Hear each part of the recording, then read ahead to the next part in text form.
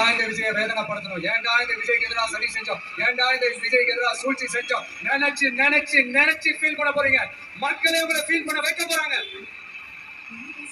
நான் என்ன கெடுதல் செஞ்சுட்டேன் உங்களுக்கு? சாப்பிடுற சாப்பாட்டுல எல்லாம் மண்ணைக்கிட்ட அள்ளி போட்டேனா?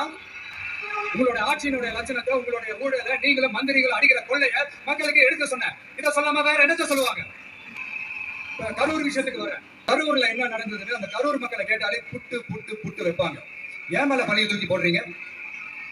என்னமா நாங்க அரசியலே பண்ண மாட்டோம், இந்த விஷயத்துல நாங்க அரசியலே பண்ண மாட்டோம் வீடியோ போட்டுவிட்டு போய் சட்டசபையில் உட்காந்துக்கிட்டு ஏன் மேல பழிய தூக்கி போடுறீங்க? லேட்டா வந்துட்டாருன்னு போலீஸ் கொடுத்த டைம்ல நாங்க இருந்தேன். நாமக்கல்ல இருந்து கரூர் வர வழியில இருந்த மக்கள் எல்லாரையும் நான் என்ன அம்பது விட்டுட்டு வர சொல்றீங்களா?